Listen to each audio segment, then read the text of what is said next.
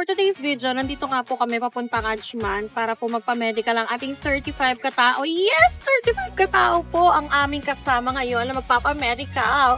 So, what's up? Update lang po. Nandito na po kami sa pagme-medicalan po ng ating 35 katao. Yes, 35 katao po at first time in the history po ng Yes Pinoy Pro na 35 ang magpapa-medical. So, tara, let's go!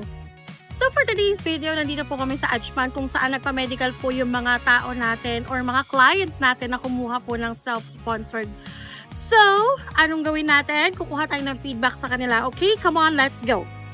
So ayun, tatanungan natin kay Kuya kung kamusta naman ang kanyang experience with Yes Pinoy Pro.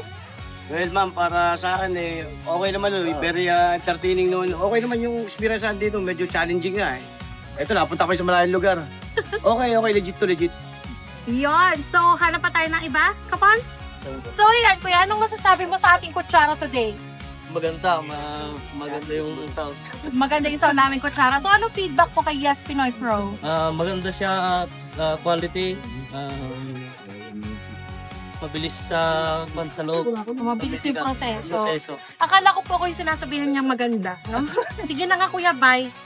So, ayun na nga, wala na tayong ma-interview kasi ayaw nila magpa-interview, no? And dire-respect po namin ang mga privacy po ng aming mga kliyente. Tinatanong po muna namin sila kung pwede po silang interviewin. Okay?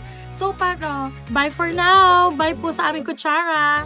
Kaya, nandito na nga po kami ulit. Nakabalik na kami ng office dito po sa Alquiada. At masayang-masaya po nakapagpamedical ang ating mga kliyente. So, ano pang hinihintay nyo? Yes, Pinoy Pro lang!